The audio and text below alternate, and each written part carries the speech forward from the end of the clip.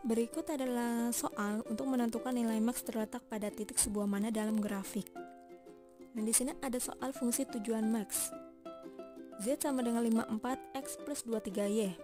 Fungsi batasan 5x plus 3y lebih kecil sama dengan 30. 5x plus 8y lebih kecil sama dengan 40, x lebih besar sama dengan 0, dan y lebih besar sama dengan 0. 5x plus 3y sama dengan 30, x sama dengan 0 min 3y sama dengan 30, y sama dengan 10 atau 0.10. Y sama dengan 0 min 5x sama dengan 30, atau x sama dengan 6, 6.10. 5x plus 8y sama dengan 40, x sama dengan 0 min 8y sama dengan 40, y nya berarti sama dengan 5 atau 0.5.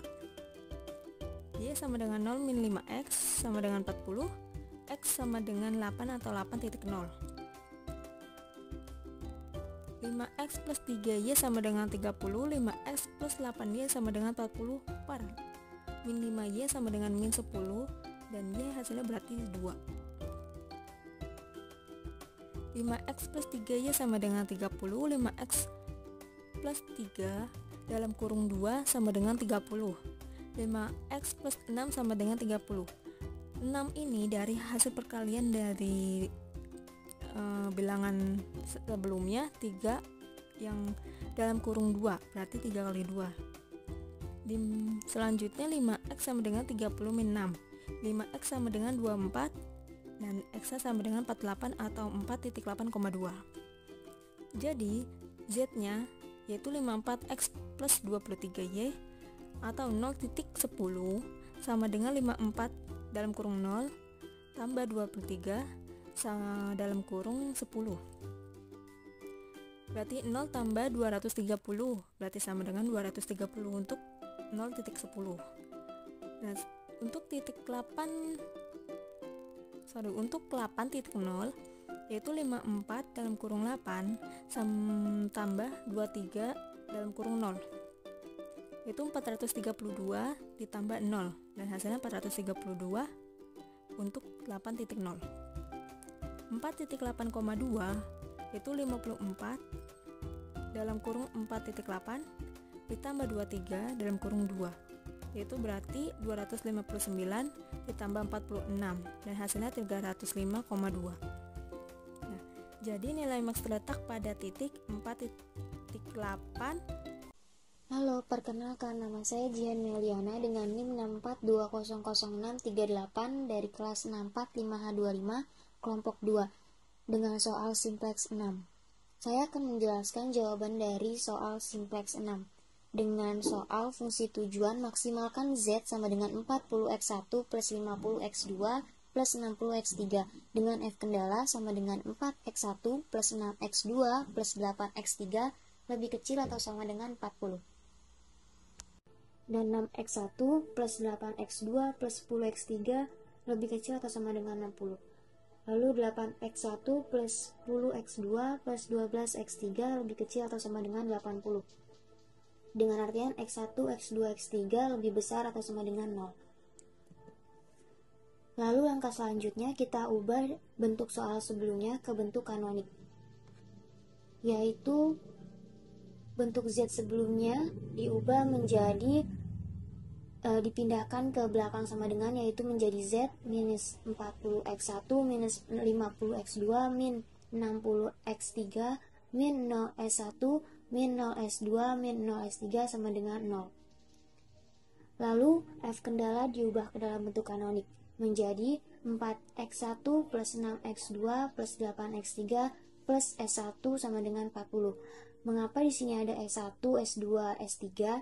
Karena pada soal kami kali ini yaitu memaksimalkan dengan lambang lebih kecil atau sama dengan, maka kami harus menambahkan variabel surplus.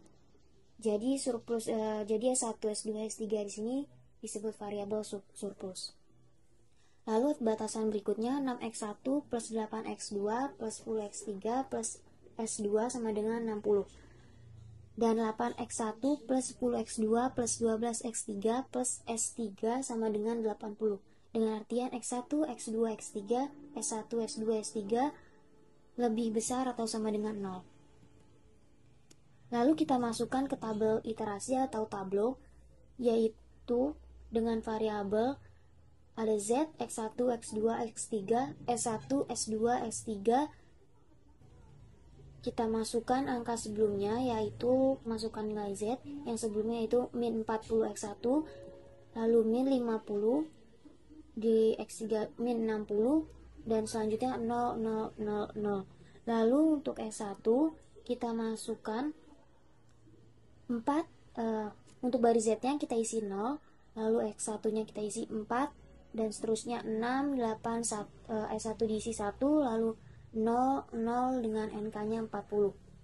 Lalu untuk S2 atau baris 2 kita isi juga dengan 0, baris Z-nya 0, lalu 6, 8, 10, 0, S2-nya diisi 1, lalu S3-nya 0 dengan nilai NK-nya 60.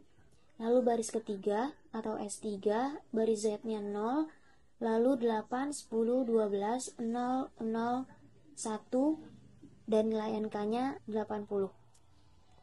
Setelah itu kita tentukan kolom kunci atau kolom pivot dengan mencari nilai minus terbesar pada baris Z atau nilai terkecilnya, berarti minus 60. Maka kita tentukan bahwa baris X3 minus 60, baris X3 itu merupakan kolom kunci atau kolom pivot. Setelah itu kita cari nilai rasio. Nilai rasio itu dihitung dari nilai kanan atau NK dibagi dengan kolom kunci. Pada baris 1 atau S1, nilai NK-nya 40, dibagi kolom kuncinya 8, sama dengan 5. Lalu baris 2 atau S2, nilai NK-nya 60, dibagi kolom angka di kolom kuncinya 10, yaitu jadi 6. Lalu baris 3 atau S3, nilai NK-nya 80, dibagi angka di kolom kuncinya 12. Jadi 80 bagi 12 sama dengan 6,6. Maka kita tentukan baris kuncinya di nilai yang terkecil, yaitu nilainya 5 di baris 1. Maka kita tetapkan bahwa baris 1 merupakan baris kunci atau baris pivot. Lalu kita cari elemen pivot. Bagaimana mencari elemen pivot? Yaitu kita lihat pada perpotongan atau pertemuan antara kolom kunci dengan baris kunci. Yang tepat di tengahnya itu adalah angka 8 di X3 baris S1. Angka 8 itu merupakan elemen pivot. Lalu apakah pada tableau ini nilainya sudah optimal? Tentu saja belum, karena pada Z masih terdapat minus begitu banyak. Maka kita lanjut ke pengoptimalan berikutnya, yaitu mencari baris pivot baru S1. Baris pivot baru itu ada di S1, maka kita masukkan nilai S1-nya. Nah, angka-angka di baris S1 itu yaitu 4, 6, 8, 1, 0, 0, 40. Lalu dibagi dengan elemen pivotnya, dibagi dengan 8. Maka hasilnya 1/2, 3/4, 1, 1/8, 0, 0, 5.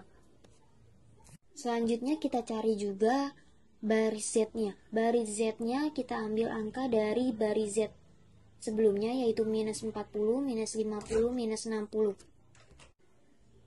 Minus 60, 0, 0, 0, 0.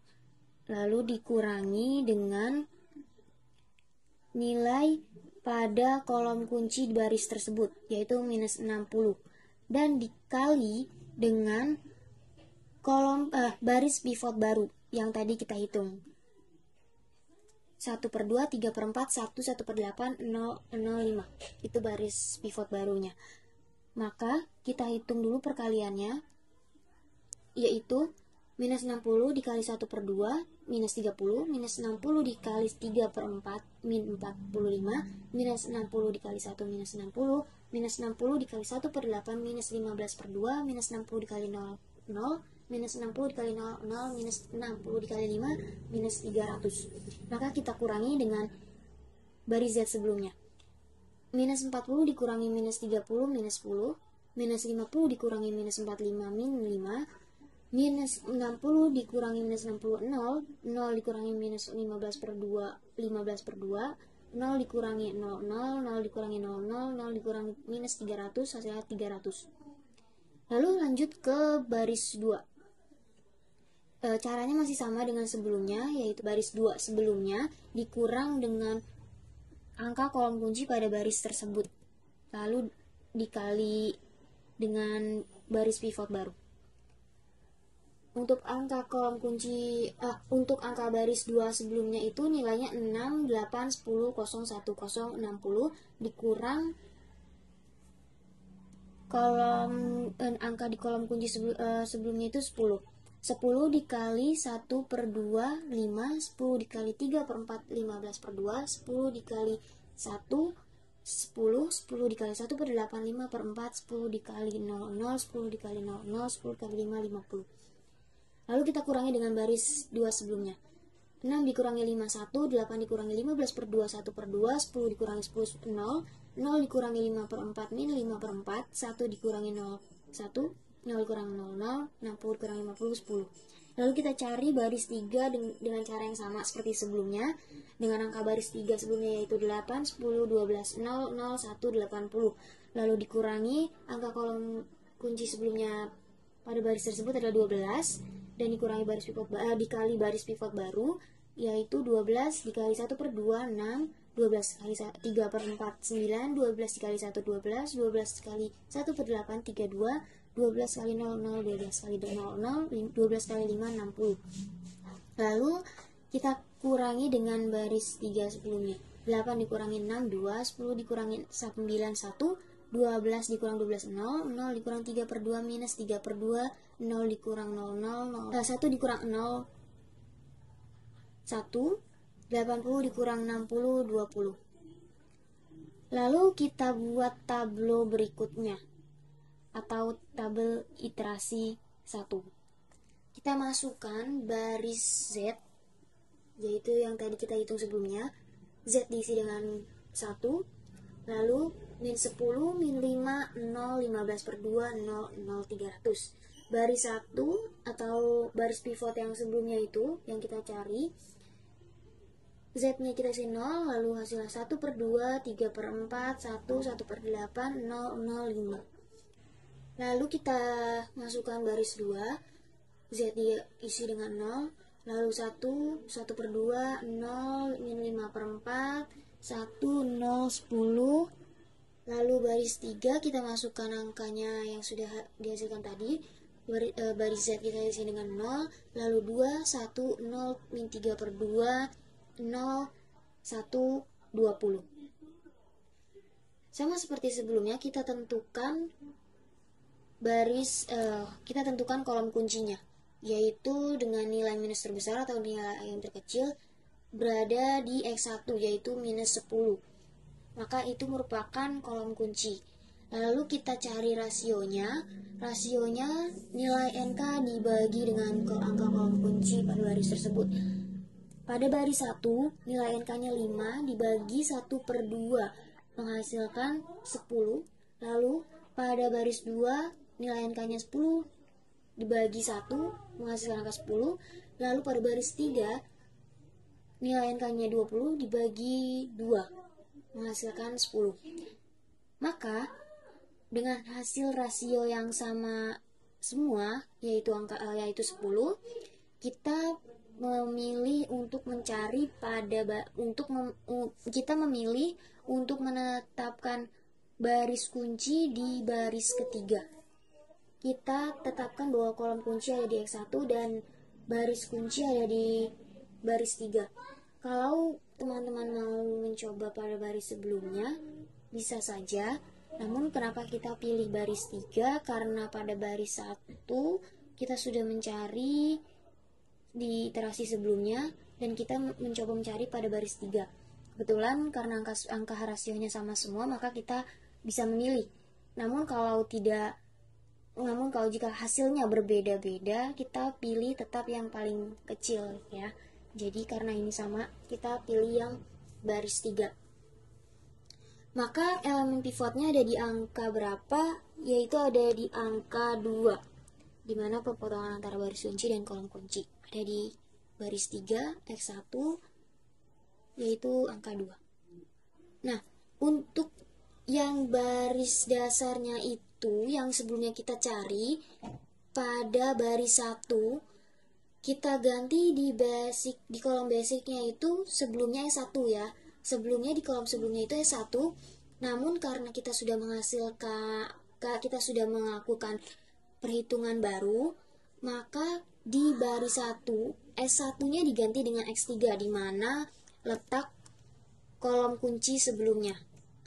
Jadi pada baris 1 itu sebelumnya S1 kita ganti menjadi X3 di mana letak kolom kunci sebelumnya. Jadi kita pindahkan X3 di sana. Lalu apakah pada tabel iterasi atau tablo ini sudah optimal?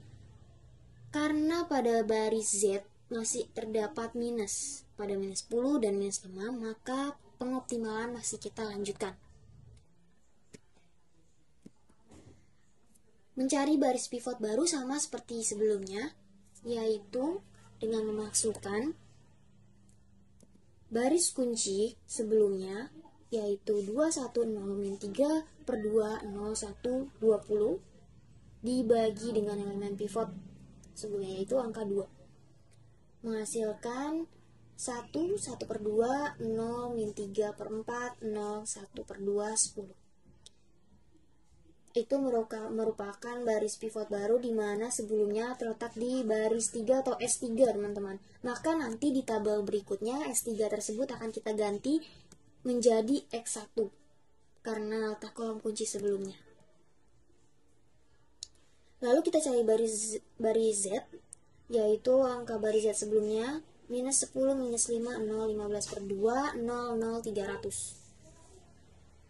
Dikurangi angka kolom kunci pada tabel sebelumnya, lalu dikali dengan baris pivot baru yang sudah kita cari tadi, yaitu minus 10 dikali 1 sama dengan minus 10, minus 10 dikali 1/2 sama dengan min 5, minus 10 dikali 0, 0, minus 10 dikali minus 3/4, 15/2, minus 10 dikali 0, 0, minus 10 dikali 1/2, minus 5, minus 10 dikali 10, minus 100. Maka hasil pengurangannya itu minus 10 dikurang minus 10, 0, minus 5 dikurang minus 5, 0, 0 dikurang 0, 0, 15/2 dikurang 15/2, 0, 0 dikurang 0, 0, 0 dikurang minus 5, 5, 300 dikurang minus 100, itu 400. Maka kita cari baris 2, selanjutnya baris 2 pada sebelumnya itu di angka 1, 1/2, 0, min 5/4, 1, 0, 10. Dikurangi dengan angka kolom kunci pada baris tersebut, 1 dikali dengan baris pivot baru tadi, yaitu 1, 1 dikali 1, 1, 1 dikali 1/2, 1/2, 1 dikali 0, 0, 1 dikali min 3/4, min 3/4, 1 dikali 0, 0, 1 dikali 1/2, 1/2, 1 dikali 10, 10. Lalu pengurangannya yaitu 1 dikurang 1, 0, 1/2 dikurang 1/2, 0, 0 dikurang 0, 0, min 5/4 dikurang min 3/4, min 1/2, 1 dikurang 0, 1, 0 dikurang 1/2, minus 1/2, 10 dikurang 10, 0. Lalu kita cari baris 1 atau X3 pada kolom sebelumnya, yaitu dengan nilai baris 1 itu 1/2, 3/4, 1, 1/8, 0, 0, 5. Lalu dikurang dengan angka kolom kunci pada pada baris tersebut dikali dengan baris pivot baru yang tadi, yaitu 1/2 dikali 1, 1/2, 1/2 dikali 1/2, 1/4, 1/2 dikali 0, 0, 1/2 dikali min 3/4, min 3/8, 1/2 dikali 0, 0, 1/2 dikali 1/2, 1/4, 1/2 dikali 10, 5. Dengan hasil pengurangan yaitu 1/2 dikurang 1/2, 0, 3/4 dikurang 1/4 itu 1/2, 1 dikurang 0 itu 1, 1/8 dikurang minus 3/8 itu 1/2, 0 dikurang 0, 0, 0 dikurang 1/4 minus 1/4, 5 dikurang 5, 0. Lalu kita masukkan ke tablo berikutnya, yaitu atau iterasi 2, di mana ada variabel X1, X2, X3, S1, S2, S3. Lalu kita masukkan ke tablo berikutnya, tablo baru atau iterasi 2. Pada nilai Z kita masukkan hasil yang tadi. Baris Z kita isi 1, lalu 0, 0, 0, 0, 0, 5, 400. Lalu baris 1 kita masukkan 0, 1/2, 1, 1/2, 0, min 1/4, 0. Pada baris 2 kita masukkan 0, 0, 0, 0, min 1/2, 1, min 1/2, 0. Lalu baris 3, dimana sebelumnya itu S3 teman-teman, tapi diganti menjadi X1 karena pada hasil sebelumnya itu di kolom kuncinya itu berada di X1, maka X1-nya pindah, maka S3-nya kita ubah menjadi X1. Dengan nilai yang tadi kita sudah hitung, X1-nya yaitu yang tadi kita hitung pivot barunya itu 1, 1/2, 0, min 3/4, 0, 1/2, 10. Lalu, apakah pada tabel literasi 2 ini atau tabel baru ini sudah optimal? Maka kita lihat pada baris Z. Di baris Z sudah tidak ada angka minus. Baris Z hasilnya yaitu 1, 0, 0, 0, 0, 0, 5, 400. Maka tabel sudah optimal, sehingga perhitungan iterasi dihentikan, yaitu menghasilkan solusi optimal X1 sama dengan 10, Z sama dengan 400. Maka pada slide ini saya melakukan pembuktian dengan memasukkan angkanya pada rumus Z sebelumnya, yaitu kita punya rumus Z pada soal itu, Z sama dengan 40x1 plus 50x2 plus 60x3. Maka kita masukkan 40x1-nya itu hasilnya 10 tadi, lalu 50x2-nya itu kita dapat 0, maka kita masukkan angka 0 karena 50 kali 0, 0, lalu sama 60x3-nya kita dapat 0, maka 60 kali 0 ya hasilnya 0. Jadi 40 dikali 10 sama dengan Z sama dengan 400. Maka nilai Z sudah sesuai dengan nilai Z pada solusi optimal, sudah sama dengan pembuktiannya. Maka sampai sini saja penjelasan saya mengenai jawaban soal pada simplex 6 yang diberikan kepada kelompok 2, kelompok kami. Kurang lebihnya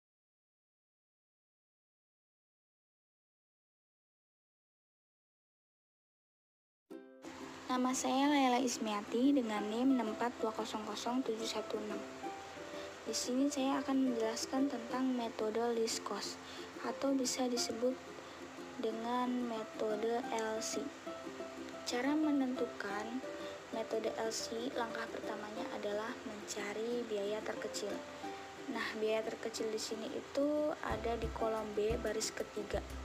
Karena permintaan QS-nya hanya 60, jadi langsung dihabiskan. Kolom A dan C itu kan udah habis, jadi disilang aja. Lanjut, biaya terkecil kedua itu ada di kolom C baris ke-1. Nah, di sini QS-nya kan 100. Karena kolom QD-nya hanya minta 50, jadi ditulisnya 50 saja. Nah, 50-nya selanjutnya itu disimpan. Lanjut, biaya terkecil ketiga ada di kolom B baris 1. Karena tadi QS-nya mintanya 50, langsung aja ditulis 50. Dan yang A-nya itu kan udah habis, disilang aja. Lanjut, biaya terkecil selanjutnya itu ada di kolom A baris kedua. Kolom A baris kedua itu QD-nya kan mintanya 60, jadi ditulis 60. Nah, karena QS-nya mintanya 70, jadi sisa 10. Nah, 10-nya itu buat biaya terkecil selanjutnya, itu ada di kolom B nomor 2 baris 2 tuh. Kan dia tadi mintanya 120, baru terpenuhi 50 sama 60, jadinya masih kurang 10. Nah, ditambahin jadinya pas 120.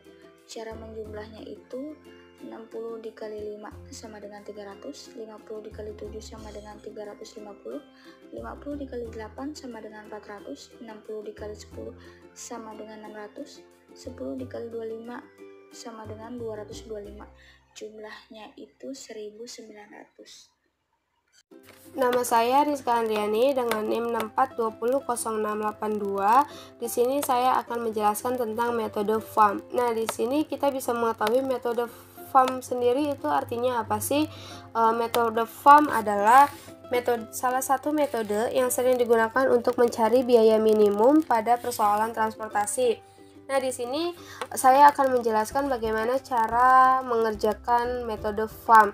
Yang pertama, kita cari dulu opportunity cost baris dengan nilai yang paling terkecil. Baris yang pertama itu terletak pada